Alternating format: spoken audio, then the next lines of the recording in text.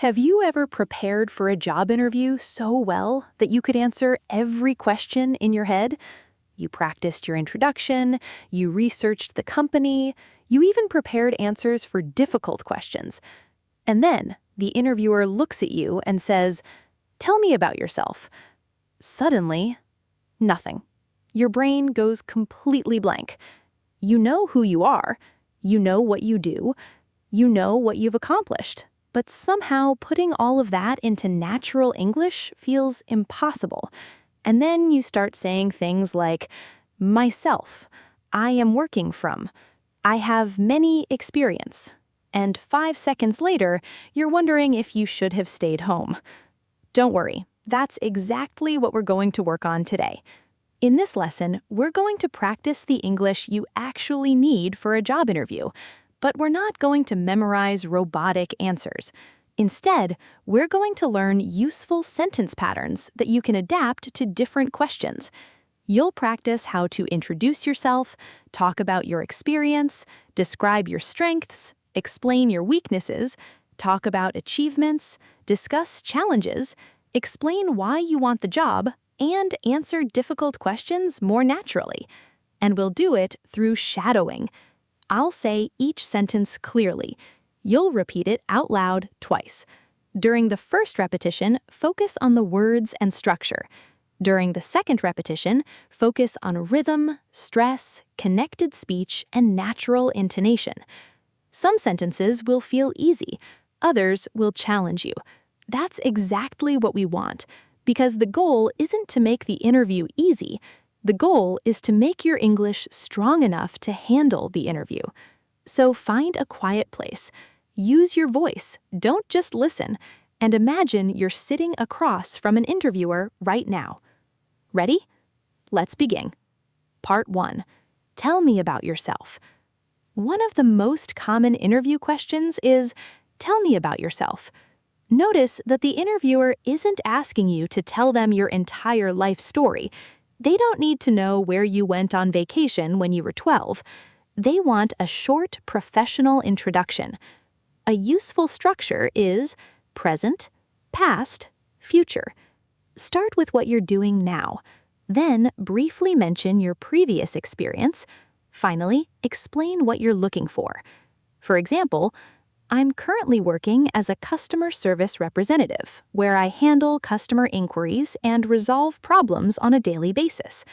Then move into your experience. Before that, I worked in retail for 2 years, which helped me develop strong communication skills. Then connect it to the future. Now I'm looking for an opportunity where I can take on more responsibility and continue developing professionally. That's a much stronger answer than simply saying, my name is Sarah, I am 28 years old, I live in... Those details aren't necessarily wrong, but they don't immediately tell the interviewer what you can contribute. Let's practice. Listen and repeat. I'm currently working as a customer service representative. I'm currently working as a customer service representative. Before that, I worked in retail for 2 years. Before that, I worked in retail for 2 years. That experience helped me develop strong communication skills. That experience helped me develop strong communication skills.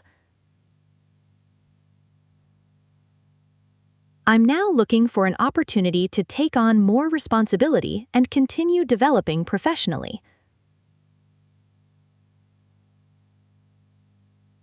I'm now looking for an opportunity to take on more responsibility and continue developing professionally. I'd like to continue developing my professional skills.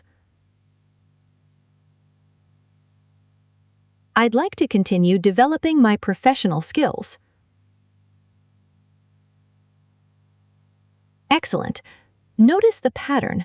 I'm currently, before that, that experience helped me, I'm now looking for, Once you learn these patterns, you can change the details and create completely different answers. Part 2. Talking about your experience. Now let's talk about experience. One mistake many learners make is listing jobs without explaining what they actually learned from them. For example, I worked at a bank for 3 years. Then I worked at a hotel. Then I worked at a store. Okay, but what did those experiences teach you? A better structure is, I worked at a bank for 3 years, where I developed strong attention to detail and learned how to work effectively under pressure. Now you're giving the interviewer useful information. Let's practice. I have 3 years of experience in customer service. I have 3 years of experience in customer service. I've worked with customers from a wide range of backgrounds.